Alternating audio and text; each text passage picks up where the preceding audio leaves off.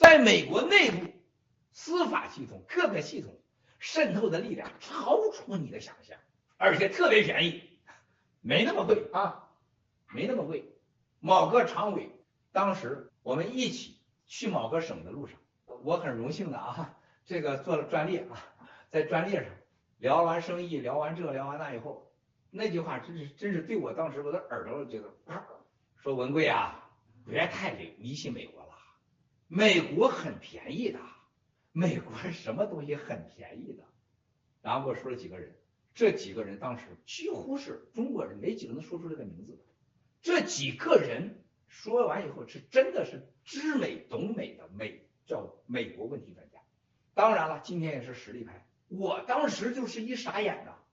我说您咋对这个这么熟啊？他笑笑啊，因为能达到这个层次理解美国的，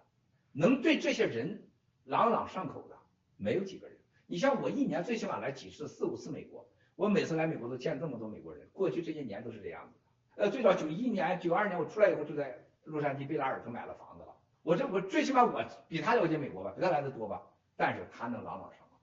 我经历了美国啊，这个多少个总统啊，布什总统、小布什总统、克林顿总统、戈尔选举啊，奥巴马总统，在多少总统看了美国大选，每次大选都是我兴奋的时刻啊，都在美国看，经历了911，经历了美国的反恐的整个行动，国际行动，对美国的政治和政治人物的了解，这位常委能说那么专。后来我到了纽约，见到他家人在纽约的时候，我傻眼了，人家家人全在美国，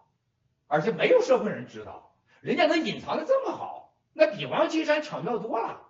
而且人家都是跟美国人通婚的，而且人家是这个人决定了习近平能当总书记，是他是第一个最关键的人物，不是曾庆红。当时这句话其中的关键说，美国整个情报机构和美国最关键的部门都被我拿下了。不要太迷信美国，注意你的安全。